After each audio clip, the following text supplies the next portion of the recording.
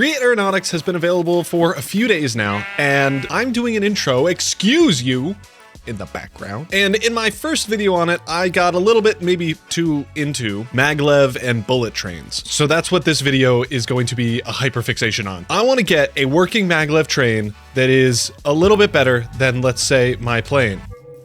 That, I mean, can't even fall to the ground well. That was incredible, actually. Oh my god, it's doing flips. It's upside down. It's a boat. Okay, so let's, I suppose, get started with maglev. In the real world, you need a bunch of magnets, but I'm hoping that in this, we need less of them. And to start this video, this is the design I teased in my first video on Create Aeronautics. A pretty simple thing that literally zips forward as soon as you take off some of the magnets behind it. Oop, I need this on this side, but as you can see, it kind of works fantastically, if I do say so myself. And all you have to do is turn off the magnets behind where our kind of train magnet locomotive is. Another thing is, I don't actually know if we need the magnets underneath. You see, in real life, if we have our magnet like this, it will be attracted to this redstone magnet and repel from this one. And our normal bullet trains will be similar to that, but be super heavy. And for normal bullet trains, when a magnet connects to another magnet, there's just not a world where two magnets are enough to hold up the weight of a full train. So you need another one below it to keep it pushing upward. I don't actually think we need that in this case, since, I mean, this isn't a huge train, it's a 3x3, but this is nowhere near heavy enough for these magnets down below to even be used. So what I'm gonna try to do, and this is kind of just a hope and a prayer, is delete our bottom magnets here and see if the same process of just flicking levers and having this thing scooch forward is going to work. Because if it does, then that means our job is probably a lot easier. So let's turn on all of these. This is gonna start scooching back and forth. We can turn off all the ones behind it until, there we go. Okay, so it scooches forward, even though we no longer have stuff down below. So this is actually really nice. This is so nice because we still need a way to easily power and depower the magnets on the side here. As you can see, if we keep them powered the whole time, this thing is just gonna stop again. So we need a way for, after our train passes, for our magnets to turn themselves off so that it can keep going. Oh, and this is kind of neat. A little infinite motion machine. So I have an idea that uses redstone contacts on the front part of our build here that then connect up all the way along this side and on the other side, so that hopefully, let's turn these off and let's bring this all the way to the back, so that hopefully if we let this thing just go, it will scoot forward. And it seems like, at least at the moment, that is not the case. What if we increase it by one on each side? Then are you gonna move? So I've done a little bit of modifications where I've just flipped around this side to now both be red along with the other side. And let's just see if that works now. It just totally does. Okay, so maybe we could do something like this. I will say it is wobbling a little bit, which I feel like maybe means bad news bears for us, but that may be fixable if we just extend how long this is. So what if we do, let's just do 4 blocks right now. Oh, and a beautiful thing about Create Aeronautics is that we have these diagrams that'll show the forces. And if we turn on our magnetic forces and gravity, we can see we have about 1,400 PNs, I assume Newton somethings, going forward, which is exactly what we want to happen. And those are with our added magnets. If we do it with our non-added magnets, you can see, oh wow, this is actually terrible. How is this so bad? Could it be because it's lopsided like this, or does one set of magnets actually do that much? So yeah, we've already seen it work like that. Let's turn on these magnets and see, is this like way better? Whoa! Oh, it did the tango. Okay, so it actually looks like, maybe not after the first one, but after a little bit of movement, it might slow down on the rocking. So I think in order to properly test this, we need a longer track. I've increased the size of our track by 300 blocks or so. This is how we go. Let me get a redstone link, because I've also set up a little chair for us to enjoy our adventure. Let's go. Ah. Now let's go.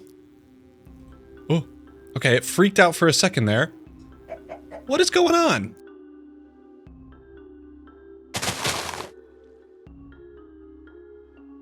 Oh, it's definitely not good at its job. We are going 30 meters per second, though.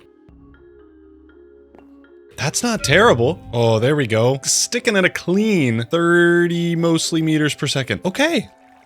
Honestly, not too shabby, but I do have another trick up my sleeve. I was looking at the Reddit for the Create mod, and someone had an idea to orient the magnets in a different direction, which I think may just work. And that different direction all has to do with the way that these are facing. So right now it's red, which means blue is going to pull it forward. So if we have blue on this side, and let's say red on the other side, for this magnet, this red is going to push that way, and this blue is going to also pull that way. So we should get basically really fast. And I think the good news about this is that then we don't need redstone contacts here. We could just have redstone blocks.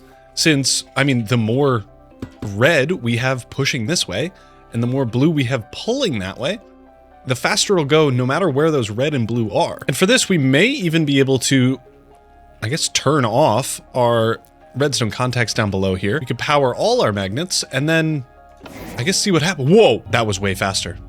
But this thing is not gonna do it on its own. It's so much faster. Immediately, it's so much faster. So how do we get this to levitate? What if we have magnets over here? Pulling? Would that work? Worth a shot. Oh! Oh! Oh! Oh my gosh, it works. Wait, hold on a minute. Hold on a minute, I want to be on this thing. I want to feel the wind blowing in my hair. Okay. It is queued up to go. Oh yeah. 100. Oh! Wait, we got to 100 and then we stopped. Oh! Oh my god. You know the like the crash videos on TikTok where you just see a car flying down a hill? We could do that in Minecraft now. Thank goodness, that's what Minecraft was always missing. We went 130 maybe meters per second. Now though, how do I make it not stop midway through? It seems like it freaks out once it reaches 130. Oh nice, and a little fun thing, it looks like it stabilizes itself, which is great. So what I'm gonna do, we're gonna get into entering unlocked contraption camera third person. I'm gonna try to click this lever with my hand somehow. Okay. There we go. So what does it hit? I think my computer lags. I don't think it hits anything. I think we go too fast that it lags my computer and forces us to stop. So I've gone ahead and thrown it into a super flat world to see if the lag was the issue. Oh, I don't have my goggles on. Oh, it was the issue because we have flown. Bro, the start isn't even in frame anymore. That's 32 chunks away. That world border, we basically got flung 32 chunks away. An absolute rookie mistake, not having my engineer's goggles on to see that. Oh, I guess we just have to try it again. Oh, woe is us. Test number 2, this time with my goggles so we can see the meters per second. 100, 150, 160 something. I think I saw 167, and we are so dead. If this was a train crash, it would be maybe top 2 of all time, and I'm sideways. Oh, now I'm upright? Where am I?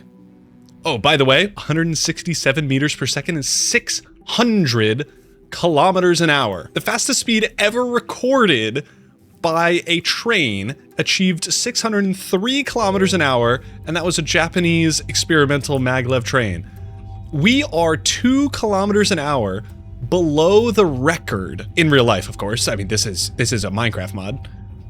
We are 2 kilometers an hour below the record with this dinky little 4 magnet train.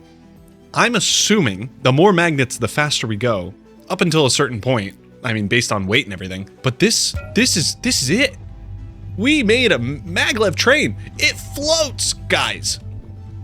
It floats. It doesn't like bob up and down, which was a huge issue I was running into when I was testing this. I can't believe it works so well. I'm gonna be so honest. I can't believe it. Now I guess that we have 2 issues. Well, maybe 3. The first one, this one's fixable. It looks so ugly, so we need to make it look pretty.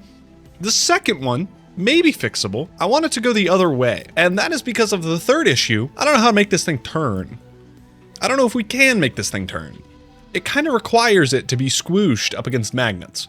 So if we can make it go backwards, then at least in your world, you can build one long track that, I mean, it could literally go 100,000 blocks and it would still be a reasonable travel time. But then it could at least go back and forth instead of just going one way. And then you'd have a pileup of trains 32 chunks away on your super flat world, because that's where you play Minecraft, right? So yeah, we kind of need to make this go the opposite direction now. And instead of like building up stuff now, let's figure out how to make it go backwards. So I'm kind of hoping all we have to do for backwards compatibility is to flip around our magnets here. If this is how this works, then my job is easy. If it's not how it works, this video might take 2 days longer to come out. So the reason this may work, I mean, the propulsion is definitely going to work because, I mean, we flipped it around.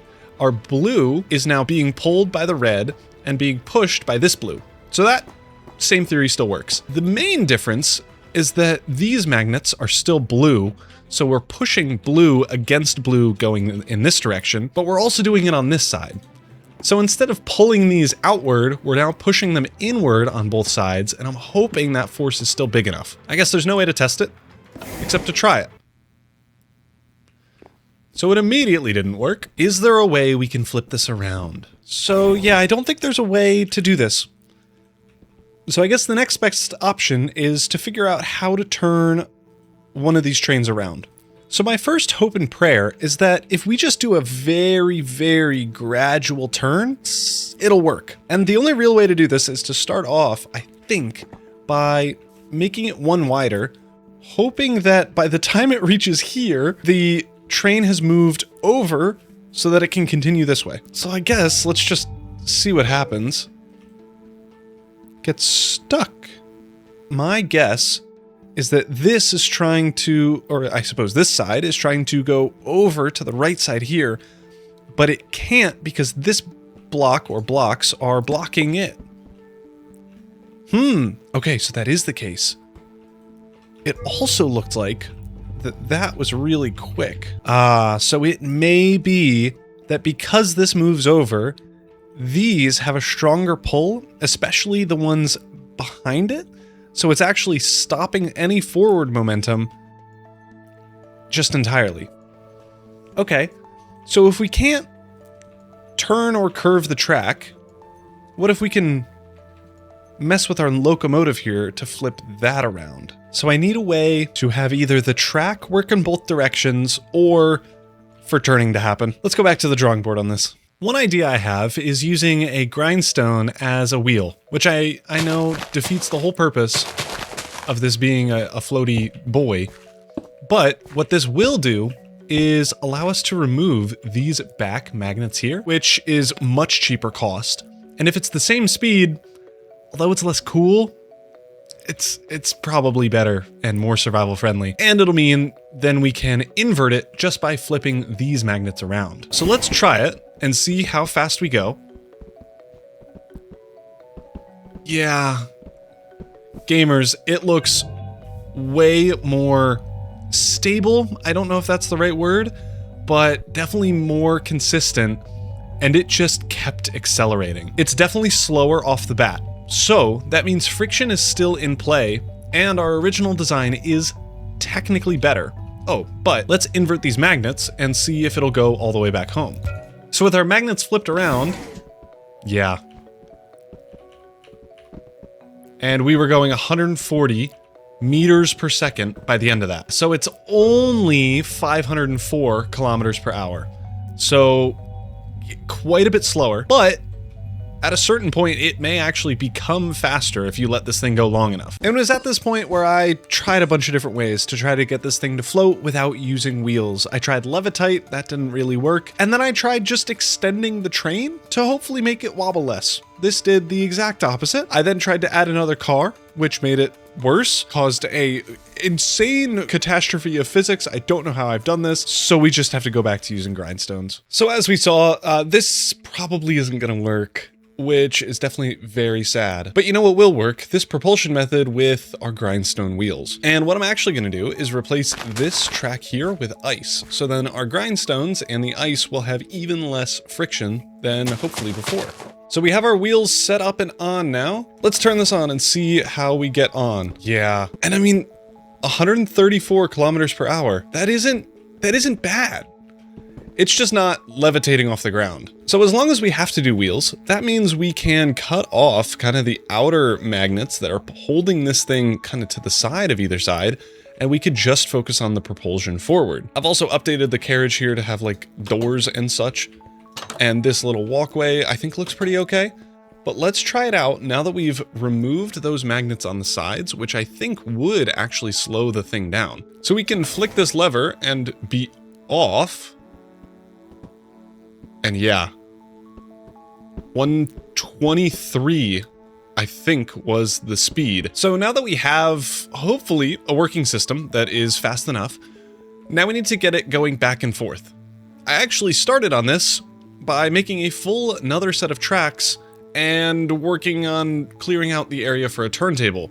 The only issue with that is that you would need to turntable the whole train. So if you have more carriages, it's going to be a big turntable. It's going to scale linearly, which isn't great. So I think maybe we try to just have it go backwards by inverting what magnets are being powered. And we can do that in two ways. The first way is that we have the amount of magnets going in either direction, which may mean slower speeds, but I think it's worth testing. What I'm going to do actually is try the 3 positive, 3 negative, just because it's going to be a little bit easier to power. So I've reconfigured all of our redstone links. So now when we go forward, those power on, and when we go backwards, these power on. Let's go into third person and see, can we move? We can. We better be going faster than 20 meters per second. Surely. We've made it up to 40. What if we go the other way? Oh. Whoa. Okay. We made 90 in 400 block area. What the heck is going on? So why can't we go faster than like 30 or whatever in the other direction? Oh, I'm missing some magnets. Okay, that was worth checking then. Am I only missing one?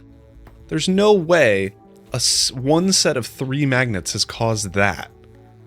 Has caused 40 kilometers an hour of speed? Honestly, if it has, we can verify that. And then if that's the case, I'm gonna optimize and put in as many magnets as I physically can. 50, 60, 70, 83 going forward, and 96 going backwards.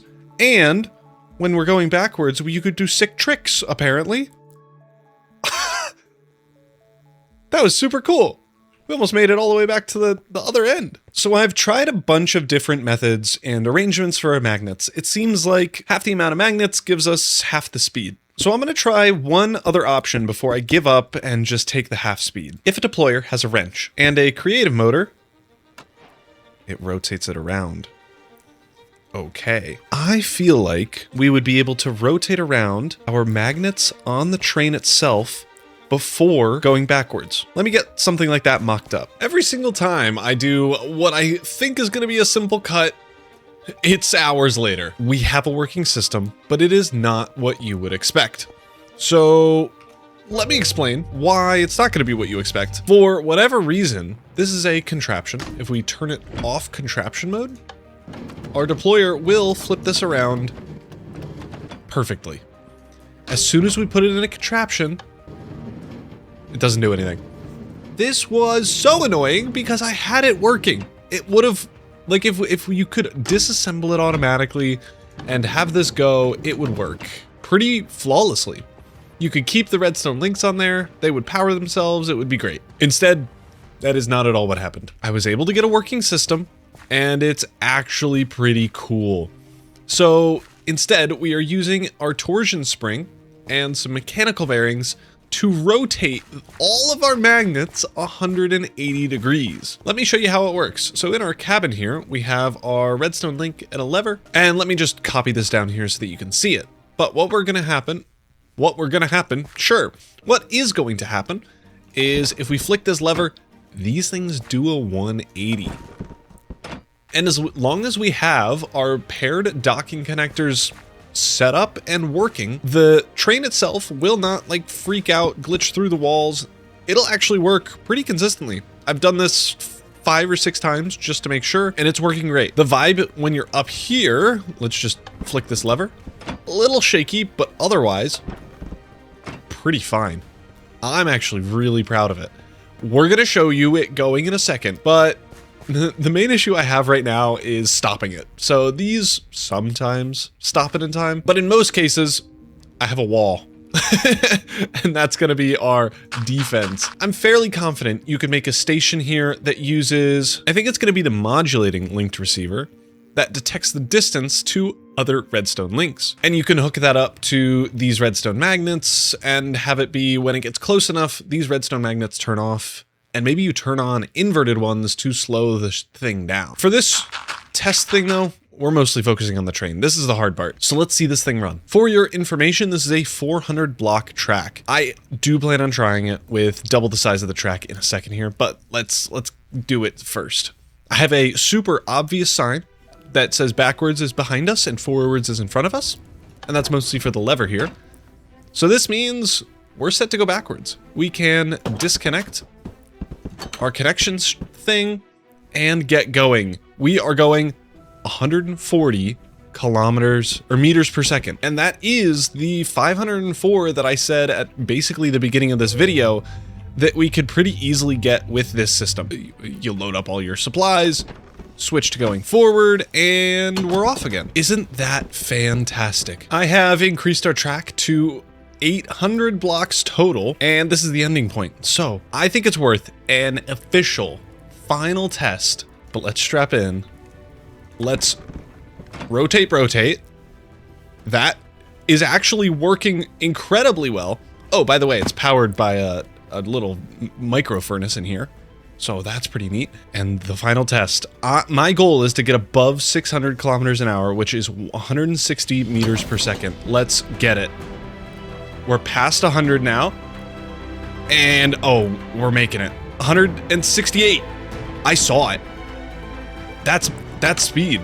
That is speedy. We're a little lopsided. Oh, I didn't turn back on the thing. Okay, so the controls could use a little bit of work. I have to say it. And frequently, the train gets stuck in the wall that I built. But relatively easy fixes. Just make a good station. Hello? This isn't the station video. This is a bullet train video. I'm not making a bullet train station. Maybe next video. Hey, if you want a bullet train video, or if you want a block by block tutorial on like a proper train, I could potentially do a collaboration with a good train builder to get a cool design for y'all. Or, I mean, if any YouTuber wants to copy this design, go for it. Make sure you credit me or there will be hell to pay. I don't actually care. But that's the build. We have a bullet train that goes the fastest speed recorded of a bullet train, 168 meters per second over an 800 meter span. So what? That travel was 8 seconds. That is faster than creative flight, definitely faster than an elytra. Oh, and only sometimes the train gets stuck. And I hope you all enjoyed the video and like the final result. If you did, be sure to leave a like, subscribe. Again, if you're interested in maybe a follow-up video for a cool train station for this, definitely let me know. We could maybe automate some of the controls for this, but yeah, leave a comment on some of your ideas for Create Aeronautics videos. I mean, this is just one of probably a million that you could make. So I'll definitely be reading your comments. Thank you all so much for watching. Like, subscribe, tell all your friends, and I will see you all in the next one. Peace.